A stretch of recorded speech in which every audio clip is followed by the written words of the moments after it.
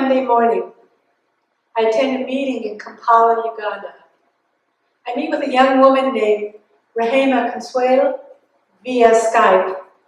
Rehema is working to lift 200 young women out of the slums of Kampala, Uganda, by teaching them micro-entrepreneurship skills, providing mentorship, and doing leadership training. And she has been successful. She was recently flown to Los Angeles to an event called the Most Powerful Women in the World Summit, where she received first place award for her work to empower these 200 young slum women. She was also given $25,000 cash and a chance to talk privately with Melinda Gates. As a virtual mentor for the United Nations, my job over the past year has been to provide Rehema with links to resources, creative ideas, and solutions to problems as they arise, and one thing more, to remind them that the women that she's working with, each one of them, has natural leadership traits. Evolution has hardwired 10 traits into the female brain. Men also have 10 wonderful traits, and I write about these traits in blogs and articles and in a book. However, today I'm going to focus on 3 traits hardwired by evolution in the female brain: the empathetic, social, diplomatic traits of women. And all women, each one of you here today, has these natural leadership traits. They are hardwired in the female brain, and I like to say they are exactly what is needed today to manage the complexities of our volatile, interconnected world. And if you remember nothing else from my talk, remember this, that when you think about, when you study, when you focus and meditate on these traits, which you already have, they will manifest as inner power, courage, and a will to lead.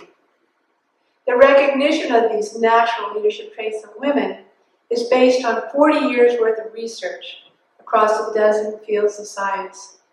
And these fields include neurobiology, the split brain research, the neuroplastic brain, psychology of perception, and both physical and cultural anthropology, a dozen fields in all. When we come to understand these natural traits of women, what I call the new science of the female brain, it will forever change the way we look at and think about women. Most of us know the name Jane Goodall. Jane Goodall is famous for her work with chimpanzees in Tanzania. Starting in 1977, she documented that chimpanzees in the wild are patriarchal, aggressive, and territorial. Few people, however, know about another species that followed a uniquely distinct path about 1 million years ago. And this close cousin of the chimpanzees is called bonobos. The bonobos are matriarchal, cooperative, and peaceful. And both the chimpanzees and the bonobos just so happen to share 99.6% of the same DNA with humans. So why is this important? Because like the matriarchal bonobos, the female brain has been hard with unique traits that include the social, empathetic, and diplomatic mind. And they just so happen to be the very opposites of those hardwired in the male brain. There's no right or wrong. It's not that men are better than women or women are better than men. It's just that they were hardwired differently through evolutionary history for different tasks. Like chimps in the wild, men, the brain of men has been shaped by evolution to be aggressive, combative, competitive, and territorial. By contrast, the female brain has evolved to be more social, empathetic, and diplomatic. These differences show up in the way we respond at home, at work, at school. They show up in the way we think about politics, economics, and the environment. They control how we raise our children, how we treat our friends, and how we diffuse conflict. So how did we get here?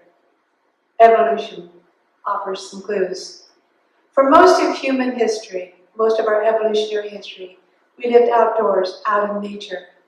The sky overhead was our roof, and the earth beneath our feet was our floor, and conditions were harsh. When it rained, we got wet. When it was snowing, we were cold. Survival was always on our minds. And food, there was never enough food. So men would go on the long hunt in search of food. They would rely upon their dense muscles, their strong bones, their risk-taking, aggression, and endurance to give them the strength that they needed to make a kill. Because of this, men were hardwired with teamwork, competition, and to focus on a single goal. By contrast, as soon as women reached the age of puberty, maybe 12, 13, 14, 15, they were either pregnant or nursing and had children at their feet. And it was the job of women to ensure the survival of the children, to gather nuts and seeds and firewood, and to notice which trees had edible fruit and when it would ripen. Because of this, women became a repository of critical, life-affirming knowledge. They were also the economic equals of men.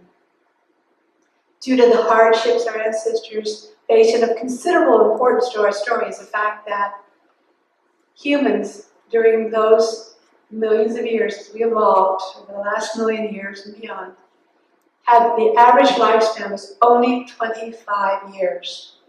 The stark reality of a 25-year lifespan for men and women, on average, resulted in a clear-cut division of skills. And then, about 10,000 years ago, only 10,000 years ago, the agricultural revolution shifted us from the lifestyle of the nomadic hunter to the life of the farmer and later city dweller. Suddenly, we had as much food as we wanted, growing right outside of our door. For the first time in human history, there was private property as villages grew into towns and towns grew into cities. For the first time in human history, there were massive population explosions where there was an abundance of grain. And, key to our story, the lifespan expanded from 25 years to 70 years on average. For the first time in human history, we became hierarchical as men went off to work. Men, with their ability to focus on a single goal, became the specialists, the butcher, the baker, the candlestick maker, later the explorer, the empire builder, the industrialist, and the soldier for the age of wars. As we became hierarchical, legal systems and bureaucracies arose to manage the growing complexities of an ever more complex society. The only thing that didn't change was the role of women. Women continued to care for the home, the children, and the hearth. The one thing that also didn't change was our hardwired brain. In general, it takes about 100,000 years to change our genetics, our biology, our hardwired brain.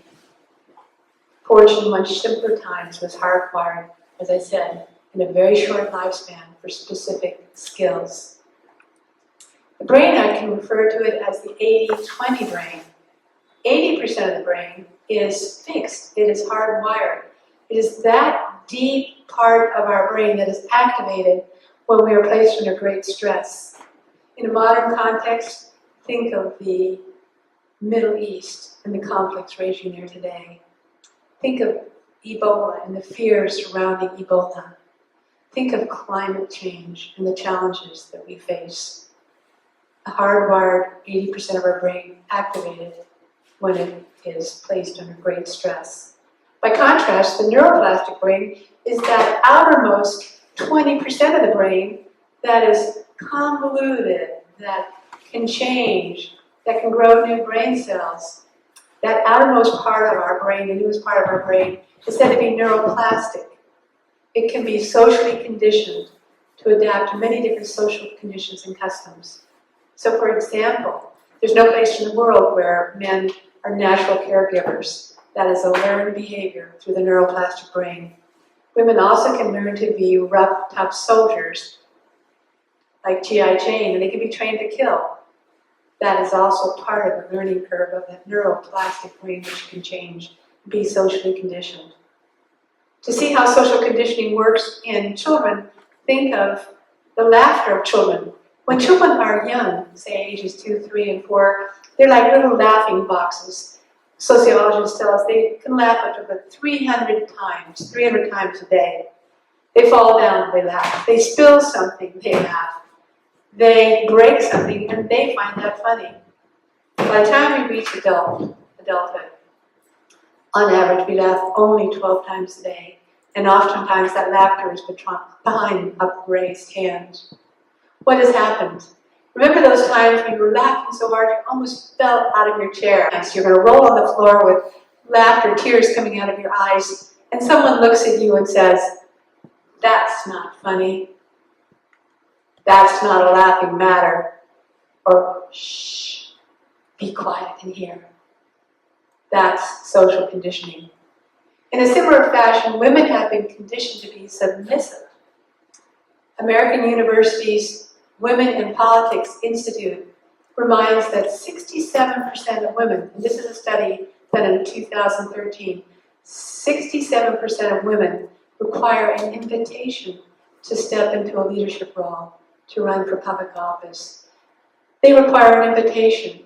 Will you join me for dinner? Would you like to go to a movie? Will you dance with me? Will you marry me? Women have been conditioned over history to wait to be invited to step forward. Ladies, today I'm giving you an invitation to step into leadership roles at every level of society. The invitation is to go lead something. When women stand up and they take an action, a leadership action, standing up, speaking out, leading something, it activates the mirror neurons in all women. We look at her and we say, "You look like me.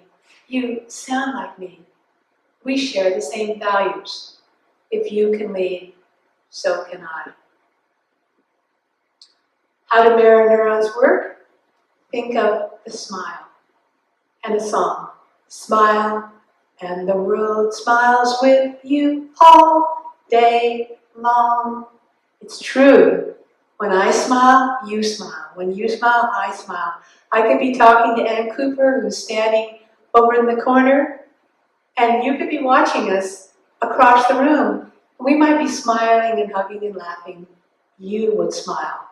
That's the reflection. That's mirror neurons. So imagine this big, bold idea to take money, let's say the $20 bill, and let's imagine that we would place the images of powerful women, like here, the image of Eleanor Roosevelt on a $20 bill with statements, powerful statements like "Be authentic and go lead something. Lead with courage. Be powerful." Imagine how that might help mobilize the women of the world. Because today, our civilization is calling, Mother Nature is calling to us. It's calling upon the women and the female brain to step into leadership roles at all levels of society, because the world has grown too complex, too volatile, too interconnected to require anything less than the complex female brain. In today's idea economy, also known as the thank you economy and the service economy, it is the female traits of socially networked mind, the empathetic mind, the diplomatic brain that are the most likely to succeed in the idea economy, the thinking economy and service economy. Our socially networked mind finds it easy to collaborate as women, to collaborate and cooperate with others. We have a profound love of community and people. Our empathetic brain intuits the unmet, unspoken needs of others. And our constant nurturing and touching creates the bonding that's needed to unite the community. And what about our diplomatic brain? Does fight or flight apply to women? In general, women step toward danger to diffuse conflict. They don't run from it. Why? The plight of our Stone Age mothers has the answer. Imagine being a 20-year-old Stone Age mother, a baby at your breast, a baby in the belly, children at your feet, and danger approaches. You cannot run from that danger. You have to develop a different set of strategies. Today, we call that diplomacy. Could the fastest way to transform the women of the world be to mobilize the women of the world? I believe the answer is yes. When women express their full potential, civilization will jump to a higher level. I think His Holiness the Dalai Lama agrees when he says, I would be pleased if my successor was female. And he adds, she may do a better job than the male contenders. Thank you so much.